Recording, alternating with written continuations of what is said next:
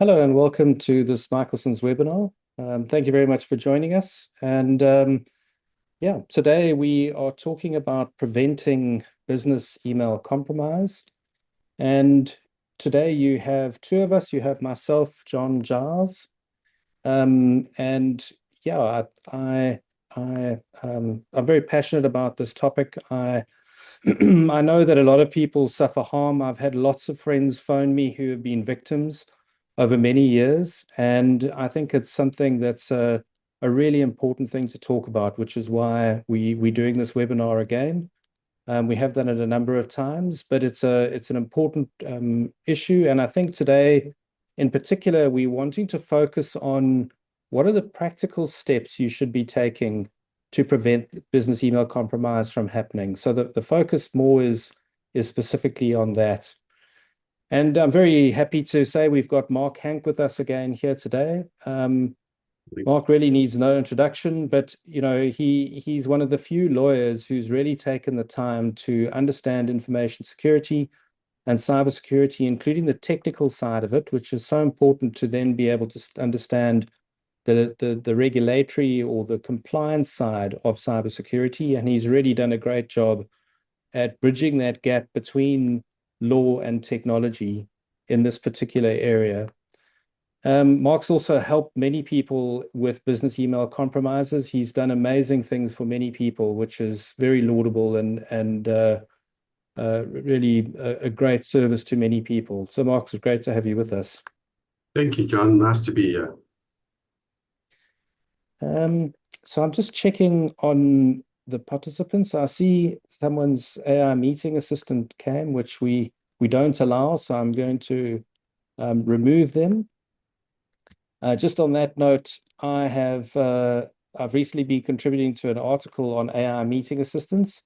It's a very interesting topic, and possibly we need to do a webinar specifically on that issue soon. So this session is exclusively for humans, live humans who are here to talk about this topic and interact. And we really do encourage you to ask questions and to chat in the chat box. You're very welcome to add questions as we go. We'd love to actually have some questions from you. So there's the Q&A box for that, or you can pop it in the chat as well, is the other place. So we'd really like some interaction, would be fantastic. So really the agenda for today, we're going to talk a bit about why we're talking about this topic, essentially also what the problem is, then talk a bit about what a business email compromise is. And we've got a special guest coming. His name is Brad Bad Actor, and he's going to be coming just to show you for about 3 minutes how easy it is to commit a crime.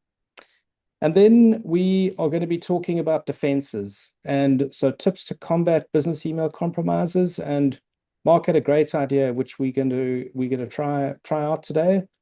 We're going to look at it from different people's perspectives. So who needs to do what, and more a focus on who, because it needs to be a multidisciplinary approach more than virtually anything in order to solve this.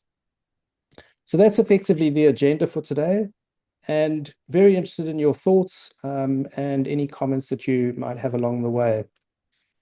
But maybe we can dive straight in and yeah, Mark, why is this such a significant issue, and what sort of an impact is it having on society? John, one of the reasons that business email compromise itself is such an important issue is that it constitutes such a large part of cybercrime generally. So the global estimate of losses to business email compromise in 2023 was 50 billion with a B per annum. Okay, so that's a lot of money. And unfortunately, I've been unable to find more up-to-date figures than this, and it is difficult for these estimates to be made because of the nature of business email compromises and the fact that they also are part of other cyber crimes. In South Africa, the information is a little scarce.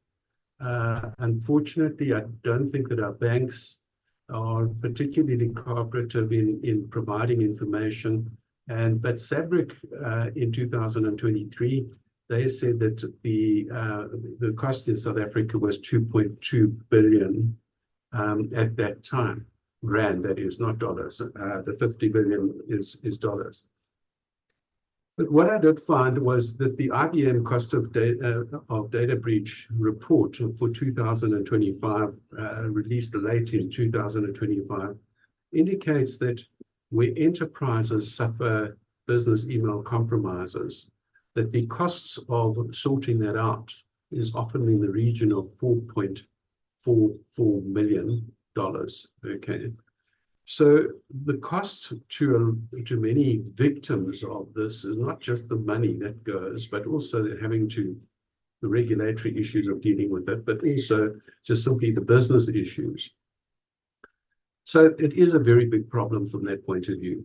And one of the things about these crimes is the loss is largely not recoverable. Okay. Unfortunately, and I'm not just talking about South Africa here, law enforcement have yet to be able to put into place the type of cooperation agreements that would allow cross-border money transactions and transfers to be recovered. And of course, that in itself is a huge minefield. Another issue here is just simply individuals. We talk about businesses, and sometimes that's where the bigger crimes occur. I know that there was that $25 million heist that happened a little while ago with a deep fake, etc. In South Africa, we've seen the ENS case highlighting Judith Howardin losing 5.5 million.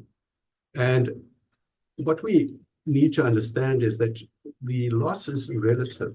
Okay, so the companies very often can withstand the loss, but individuals, and John said earlier on, and I'm glad that he said it, that this session is for people.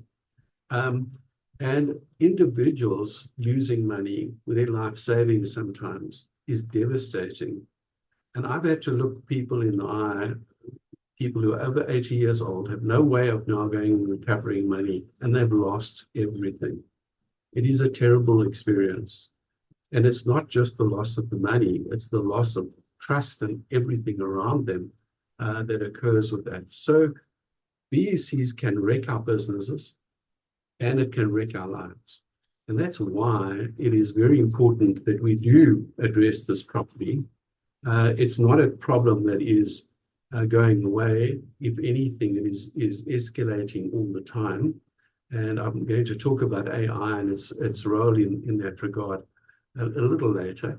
But it is important that we accept that this is a major problem and we have to take steps to try and help people prevent it happening to them.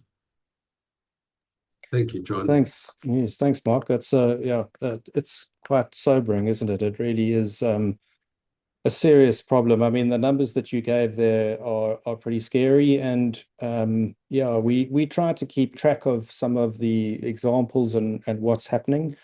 That's why I was showing our website. We've got a category called BEC, and there we write about some of the things that are happening, ready to help people to learn lessons from what happened and try and avoid becoming a victim in the same sort of way. Mark also mentioned the Howardin versus ENS case. That's a case that's been going on for a long time in South Africa.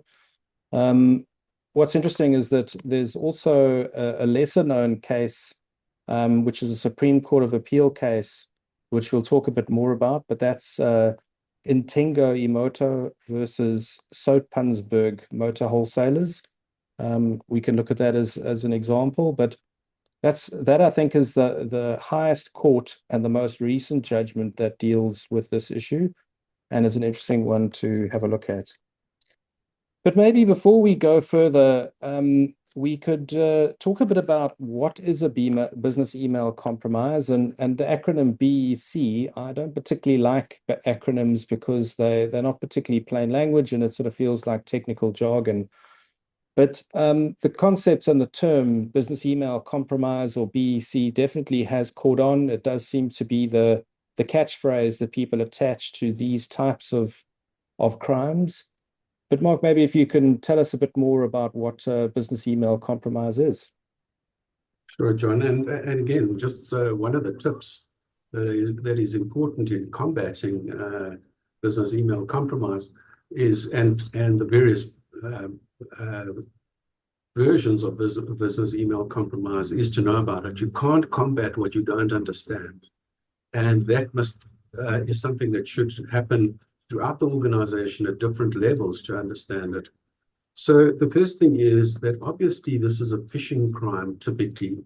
What is happening is that people are trying to gain our credentials to be able to do things that we wouldn't have done, and very often, obviously, to their benefit. Okay. And it constitutes 16% of all data breaches, phishing, that is, not business email compromise as such, but phishing. So understanding that phishing is important helps you understand where you might be able to protect and prevent business email compromises.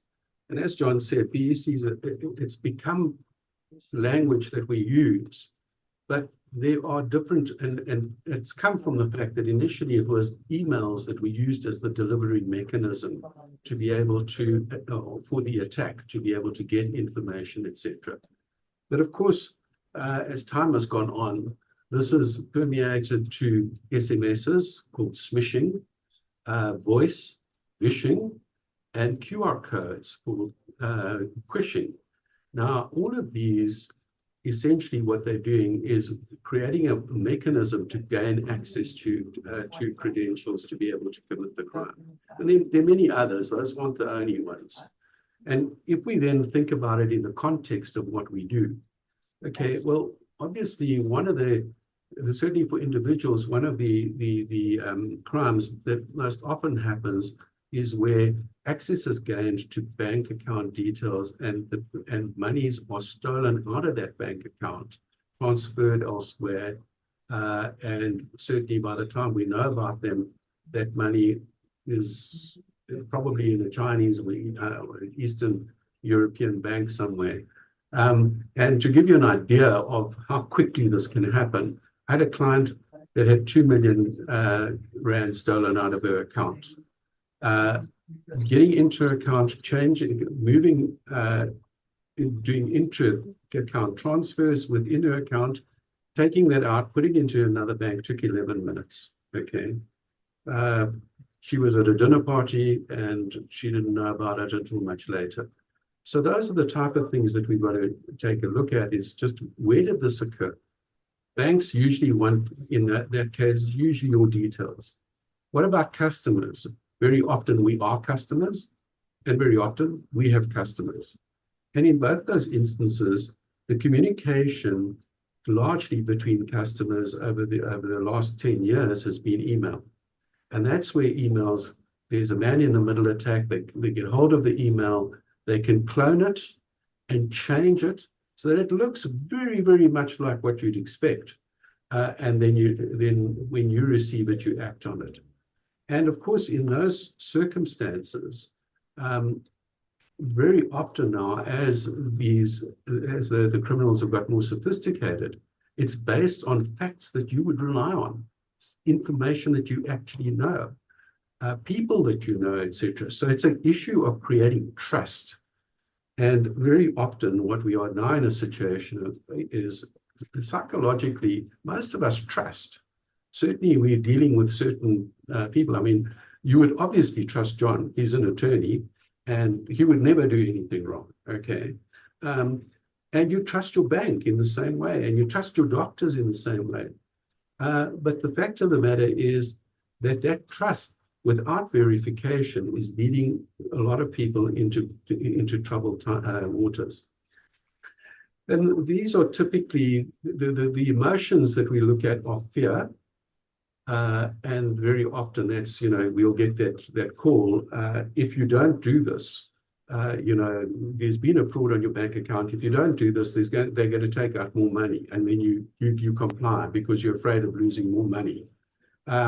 That's one of the ways that it is dealt with. In a lot of other instances, it's also the urgency of getting things done.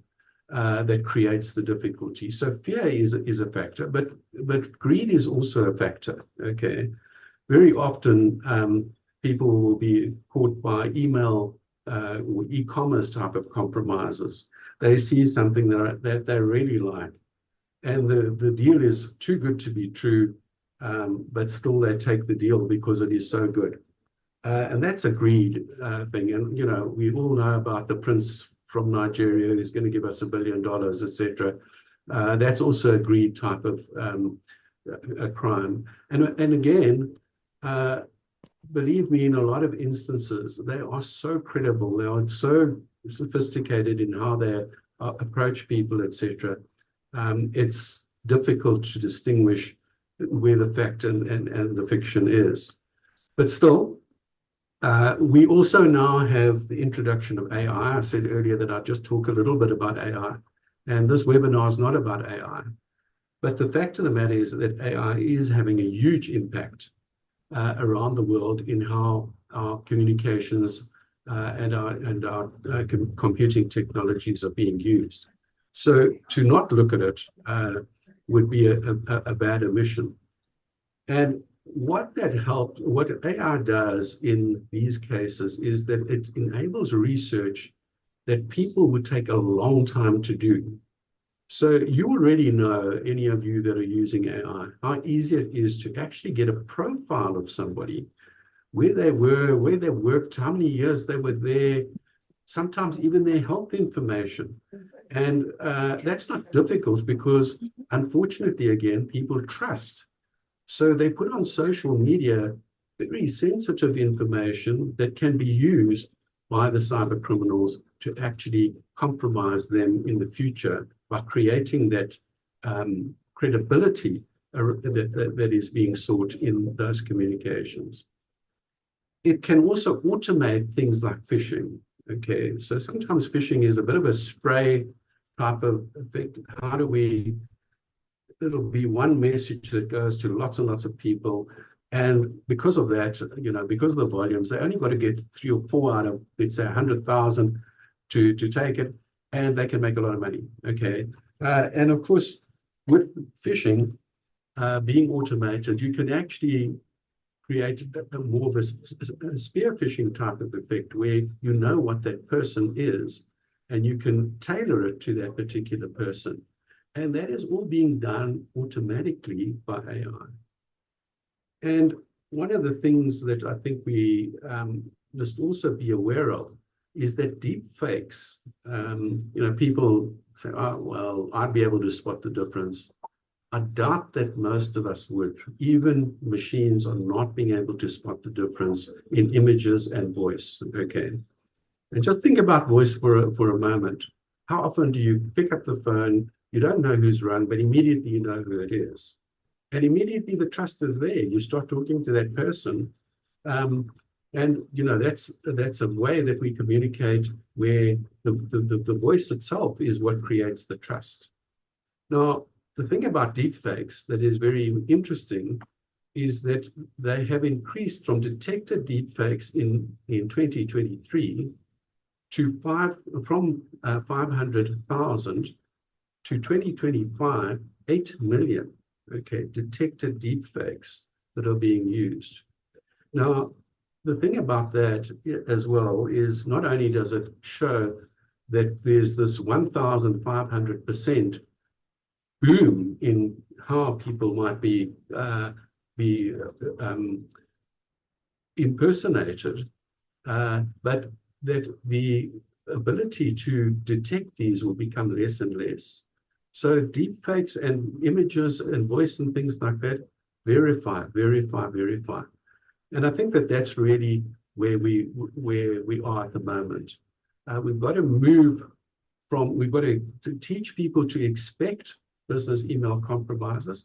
We've got to teach them not to just trust. We've got to put in mechanisms that help us to ensure that there are multiple people looking at it, so that it's not just one person's judgment that fails, but, you know, and that's not a fail-safe, I absolutely assure you. But the more we put into place these mechanisms, and some of them are pretty damn easy, the easier it's going to be and the less likely it is that we're going to suffer loss.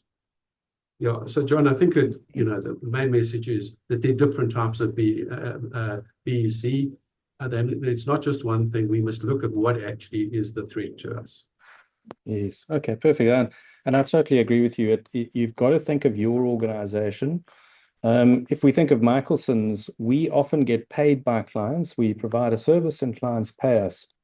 We don't pay a lot of suppliers. We don't have a lot of suppliers. So our risk is going to be with clients paying us. And you have to do that analysis for your organization and determine where the risk lies. Do you hold a lot of money in trust? Those sorts of questions are things that you need to think about. But just picking John, up, it is a risk analysis type of approach. You're not going to put in, as we already do, we're not going to put in huge defenses for something where the loss might be small or it's so remote that it might not happen. That's part of what we've got to put into place in looking at the different threats that there are. Yes. Okay, perfect. And then to pick up on one of the things you mentioned about deepfakes, this is a really interesting thing to look at if you haven't seen this before. So this is a company called World. It was called WorldCoin, and Sam Altman is behind this company. And you'll see in the pictures here, there's this orb, that white orb. And essentially what that's about is that you look into the orb and it creates a detailed retina scan of you as a human. And the idea of what World wants to do is wants to create a map of every human's retina in the world. And according to World, it'll be the only way really to differentiate between bots and humans. And it's a very interesting project and an interesting thing to think about, and quite scary in a way to think that that's where we are in terms of the world. Yeah, I see we've got a question. Yeah. So Quinton asked, how big a threat does social engineering play with regard to business email compromise? And it's huge. And I think that's what I actually want to try and demo now. So I'm going to do a little demonstration. I really am going to show you, hopefully, how easy it is to commit one of these crimes. I've been channeling my inner criminal, which has been difficult because I don't have a criminal mindset. But let me show you how this demo, this could work. All right, so we're going to start over here. And I thought of taking an example that's obviously close to home. Let's use the people that are here. So we have Michelson's, the law firm. We have Mark Hank, who is a very talented attorney, service provider. And let's pretend that Mark has been helping Michelson's with a project, and he's been doing various work for Michelson's. And so then at a point, I send this email to Mark. And so it's from me saying, thank you, and please send me your invoice. And I put the matter reference number there because I want Mark to know which one I'm talking about. And there are various matters we're working on. So the reference is there. And I've said, hi, Mark, I hope you're well and enjoyed your grandchildren's birthday. I refer to matter X. Thank you very much for assisting us. We're very pleased. Deliverables. Please send us your invoice and we'll make payment. So I send that email to Mark. And I mean, potentially this could also, someone could write that on LinkedIn without really, or on social media or on a more public forum. But this is via email.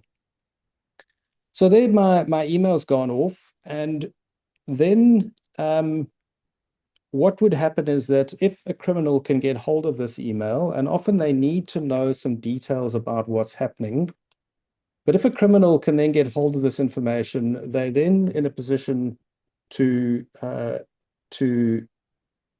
trick Michelson's. So let me just prepare here. So I'm now going to put on a hat so that you know it's Brad, bad actor, not John, because I want you to trust John. So this is Brad, bad actor. And I'm now going to see if I can commit this crime and show you how long it would take me. All right, so I've gone to this site, which is obviously super dodgy. It's a site that essentially helps criminals to commit crimes. You can see you can pay in Bitcoin, which is super dodgy. But basically, it's a free online fake mailer with attachments and encryption, and it enables you to commit a business email compromise.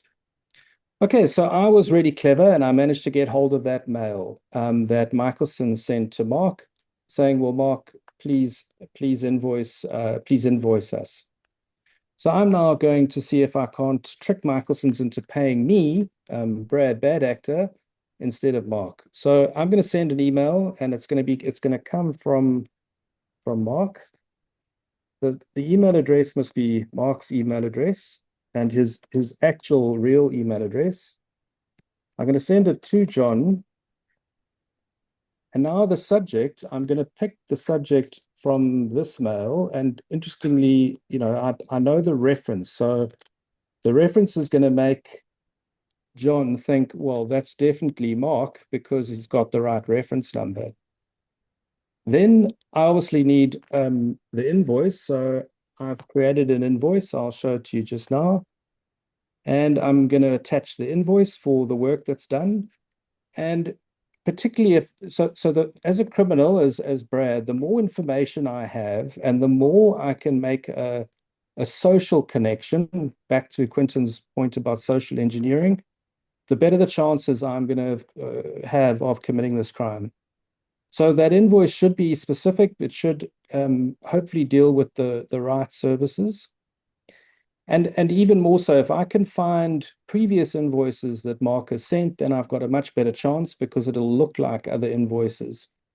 So the point being, me as the criminal, the more personal information I can get, the better I'm going to be at being a criminal and the more successful I'm going to be. So I want personal information. I'm going to go and look for it wherever I can and try and find out where someone's expecting money, where a payment needs to be made, and the context around that. So then very importantly, I'm going to say, okay, let's reply to. So I'm going to try and trick John and I'm going to say, okay, if John replies, I'm going to ask John to email and to email that email address. And obviously note the L, not the I. So I then go and register that domain. I set that up so the mail is going to come to me, not back to Mark. And if I can achieve that and trick John, then I'm off because I can communicate as Mark with even with a response. So that would be really useful. So then we go down to here. So you can set all these different things. You can choose where the mail comes from. So you can make it look like it came from an iPhone. You can make it look like it came from Outlook. You can also set priorities. You can do BCCs. You can do all sorts of things. You can change the SMTP server. You can change the date. You can backdate it. You can do all sorts of things there. And then we get here to, I'm going to go to the editor. That works better. And then I have prepared what I plan to say over here. So I'll just copy and paste that in so that it's quicker rather than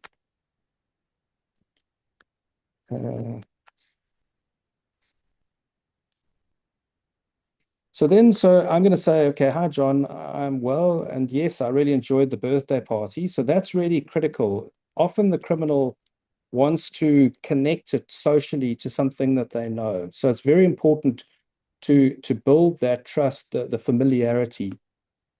Then I'm pleased you're satisfied with the outcome. I attach my invoice for payment. Please respond by email if you have any questions. Now I'm doing that because I know Mark will respond to me, to Brad Bad Actor, and not to Mark.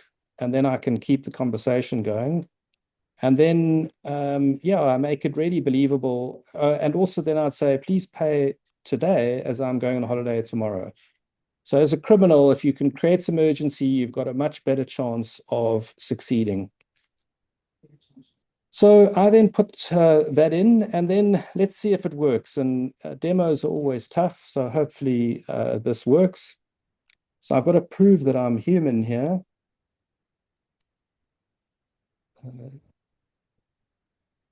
Okay, so select the object with a unique motion pattern. So it would be that one with a unique.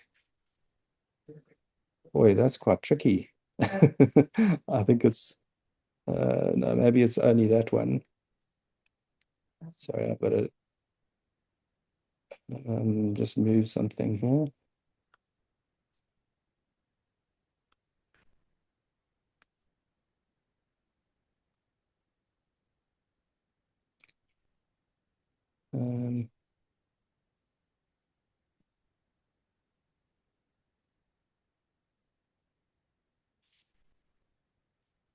Sure. So they are taking steps to make sure that I'm not a bot.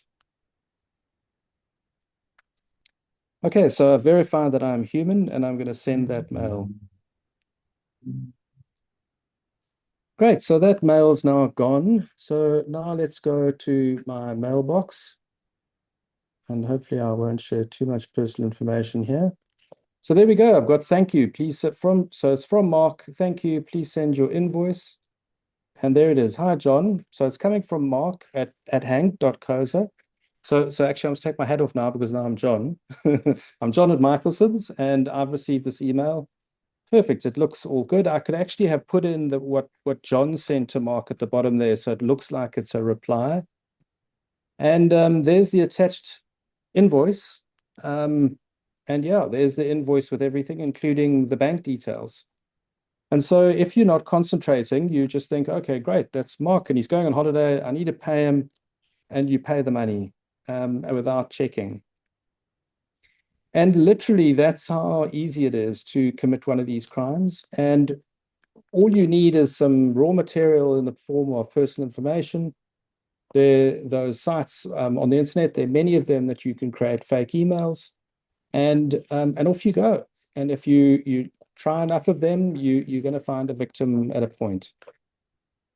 So yeah, I hope that, Mark, I don't know if you thought that was a good demo or. Well, I'm just waiting for the was it 100,000 Ks that you had? Anyway, No, it was 100, yeah. But the thing is, you're never going to get it though, because John fell for that, yeah, and he paid somebody else. No. Yeah. I think, John, just looking at time, I think we should just go into some of the defenses that we need to look at. And as I said earlier, it's very, very important that we understand what the crime is, okay?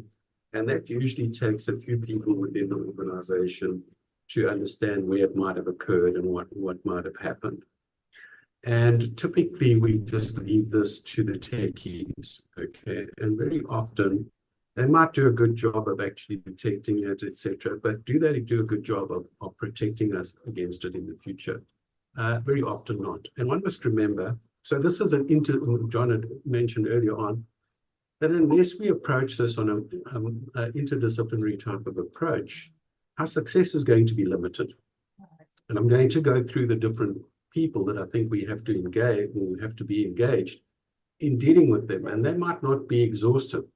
And I know that some of you might be from smaller organizations, so just look at these roles, and so in certain instances, people will be committed to, or their job will be to fulfill more than one role.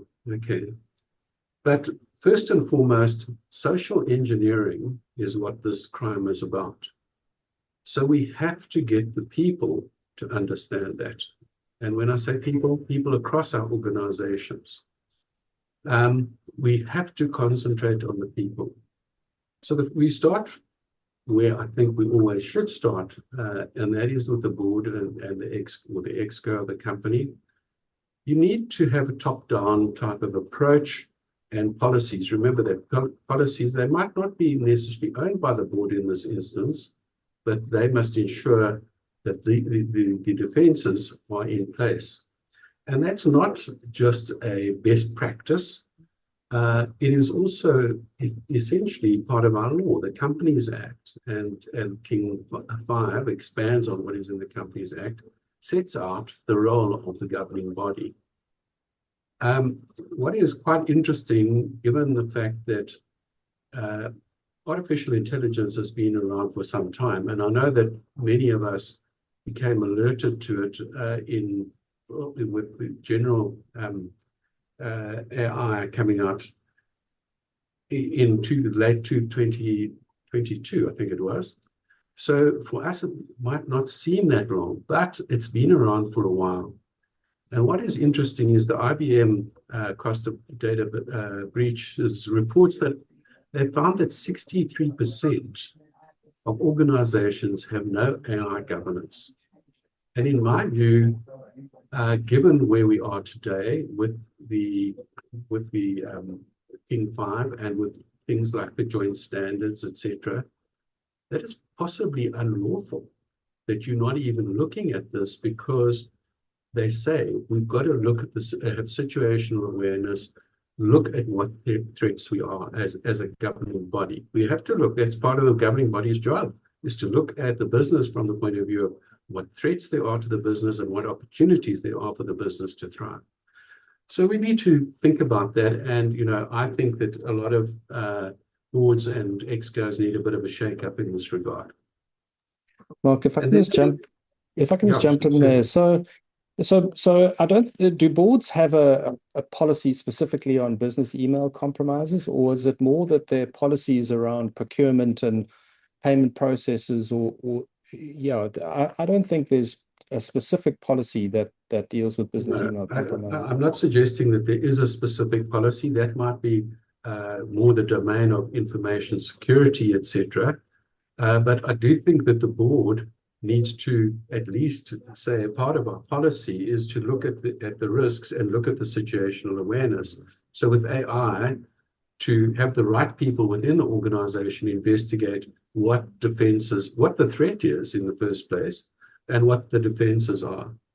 So one of the things there is that, if we look at that and we say, well, where are lines of defense? One of the first lines of defense is information technology.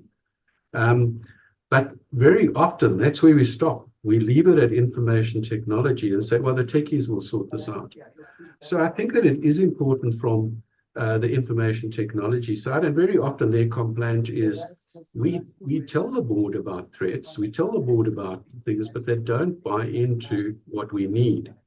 So let's think about something that is recommended across the board these days is multi-factor authentication.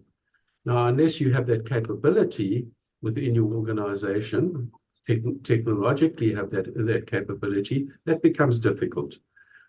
So you need to ensure that the tech guys actually put that in place. And there is a specific protocol. It's called DMARC, SPF, and DKIM. Now, this protocol is essentially designed to authenticate emails, okay? So that could be put into place. And again, it's not expensive. In some cases, it comes bundled into other packages. What this does is it verifies the sender's email identity, and it shows that the email is a legitimate email and that it hasn't been tampered with. Now, in the Howard case, that was one of the things that was raised, was that could have been put into place at very, very little cost and would have avoided the compromise that occurred. Then if we move on from information technology to information security, now, essentially what is happening with information security is that there's an extension of security from just the defense to, even if you're really good, you could still be hacked. So the extension is to resilience, and that's an important extension.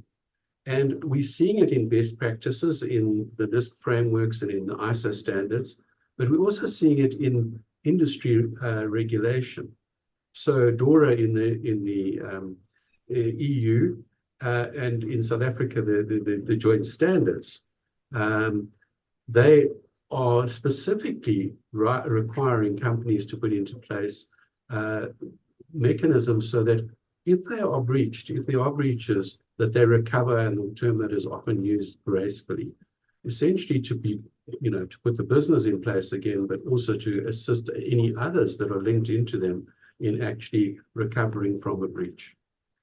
And of course, information security should be looking at encryption and monitoring. And if they're looking at encryption, they better be looking at post-quantum computing encryption, because if we're using encryption and suddenly have quantum computers, that might be compromised very easily if we're using the encryption algorithms that we employ today.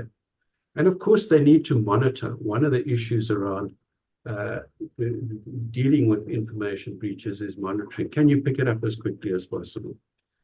There is also an element of insurance, and I'm not going to go into that at this stage. It deserves a whole webinar, because there are all sorts of issues about insurance, and particularly with insurance that's new. I'm skeptical about some of the insurance that is out there. I think it's very expensive, and I don't think that it is put into place properly, and there's usually a repudiation.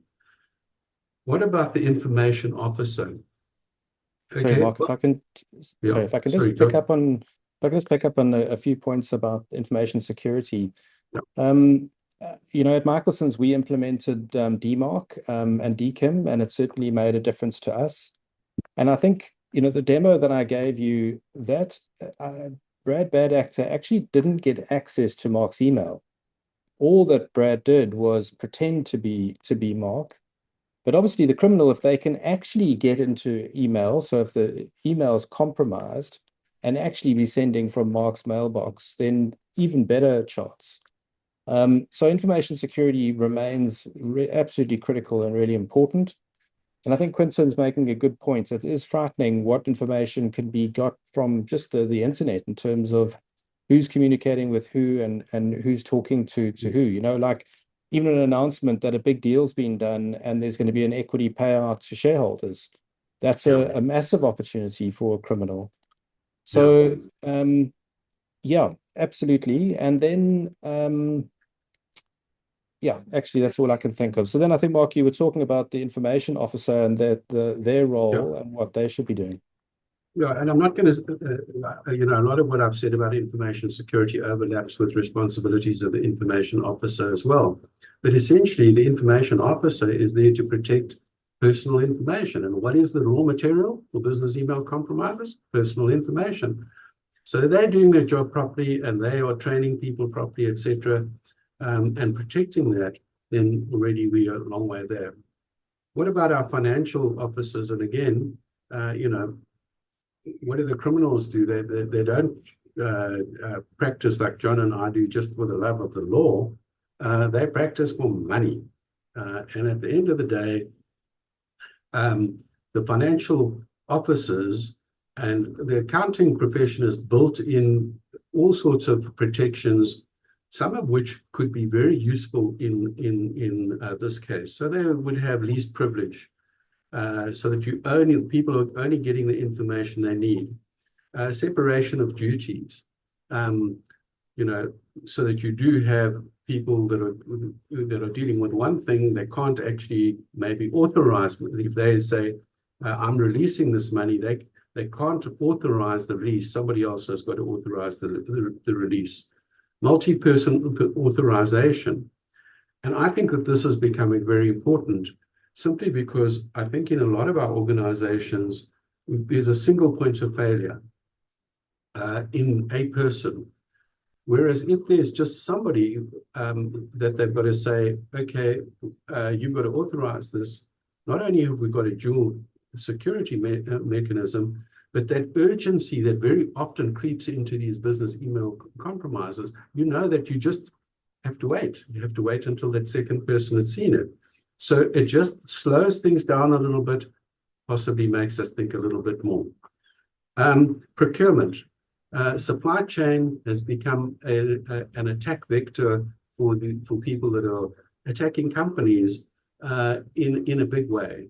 And very often our suppliers will not have the same type of security mechanisms that we have in place. However, we still sometimes allow them into our systems, and that can create a difficulty. And just remember that not only might they be the weakest link, but when we're dealing with our supply chains, we now have these obligations in terms of Papaya to have written agreements with them.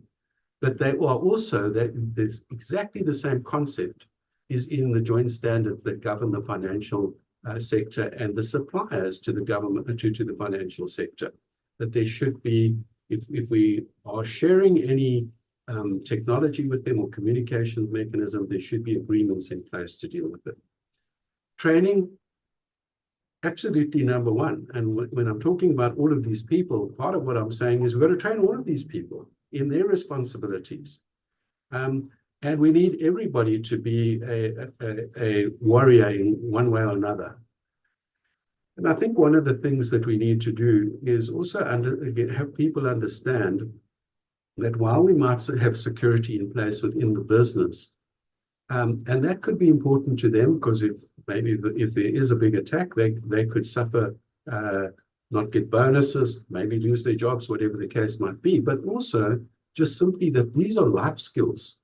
We're in a time now where we have to change that trust that we typically had in certain organizations to a verification, a more cynical approach to this.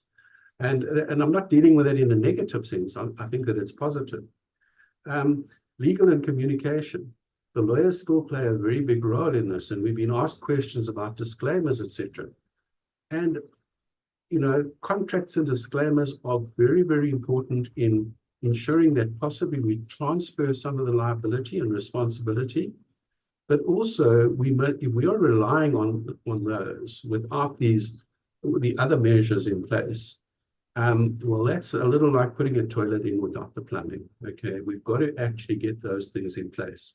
And again, that means that the legal people need to communicate far better than typically we do with other people within the organization. What about communication? Again, I come back to the fact that we're talking about resilience.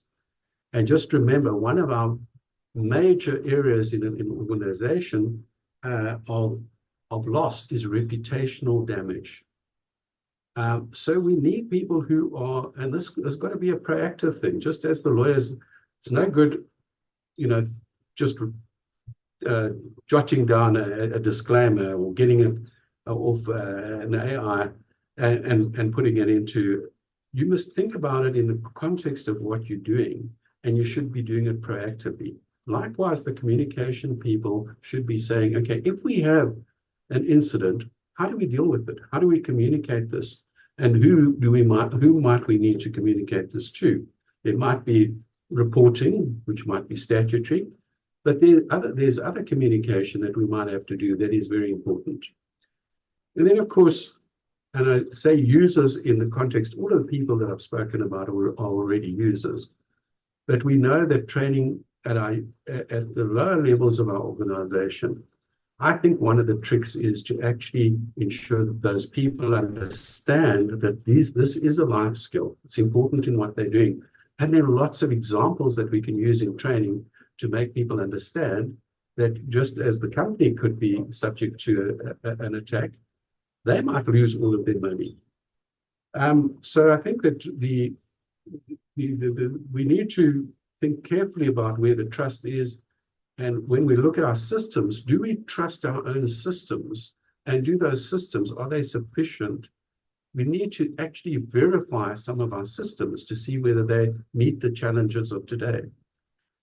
One of the, you know, just as an example, and it's a very simple thing for me because it's not that I have to do this often, but I verify if I do not have a recipient that I've already captured in any type of e-banking.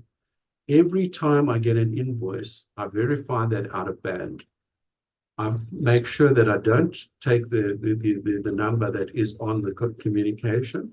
I find the number elsewhere, whether that's on a website or in other communications, whatever the case might be, and I phone that organization and I ask to speak to a person that can verify what that account is about. Because I've dealt with more than 200 people that have paid money when they shouldn't have. And I know that would have saved them in just about every case. So it's a simple thing. The other thing that I think is quite important in our organizations is to create a climate of checking without fear. everybody wants us in organizations to be efficient. And yes, that's a very important thing. But where somebody questions if that is if that's impacting on the efficiency, or maybe it's taking a bit longer to pay, or whatever the case might be, we've got to think, particularly leaders, do we want that in place? Can we trust everything, or are we going to tolerate that type of communication? So I think that those are important things. And there's not one silver bullet. It really you need to address it, the organization itself, look at your people, look at your processes, and verify that those are going to help you protect in the future.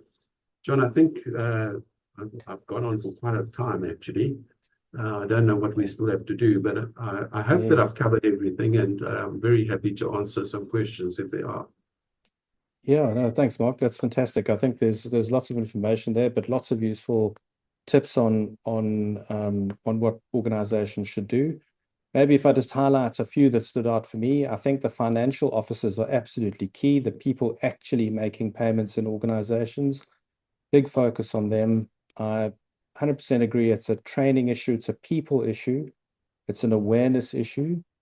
And then it's also, I think, users, so all of us, all people in organizations or outside of organizations must practice good cybersecurity habits. You've just got to get good at using password managers, using strong passwords, using pass keys, and being on top of that. And then I thought it would be helpful also to show people what we do at Michelson. So as I mentioned, and if we think back to that demo, we want to try and stop that scenario of Michelson's paying somebody, paying a criminal instead of Mark or a service provider. But actually our biggest risk is clients paying a criminal and not us.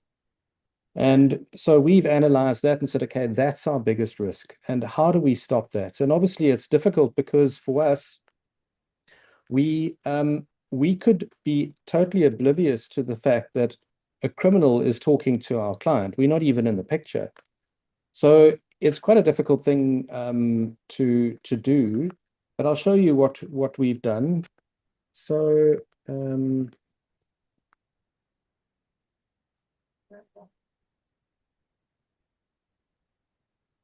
so one of the things we did is we went to our invoices. So obviously this is a client's going to be looking at our invoice and they're going to be then thinking about paying us. So it's got everything there. And then we've got our bank details on the invoice. And what we decided to do is we put this statement in over here saying that before you pay us, please read that page. And then we also obfuscated the branch code, which we could possibly obfuscate the account number, but we found that created too much of an admin burden of people then continually coming back on that. So we did the branch code and we created this page here. And this page here, I'll show you, looks like this. So it's saying to clients, before you pay us, please be careful and please take these steps. So essentially the steps are to contact Michelson's via email, but then call the contact number on our website and verify the bank details separately, which is what Mark's mentioning. And then another option is to ask somebody to pay a small amount into your account so that it can check that it goes through before then doing a larger amount. So that's one option there. The other option is that we added to our an email template that we use to communicate with clients. It's really thank you for an instruction. It's when we get a new instruction. At this point, you'll see here again, we make the point right up front. And you can do this if you can put it in your agreements with your clients, in your terms of service. You can put it in onboarding or welcoming letters.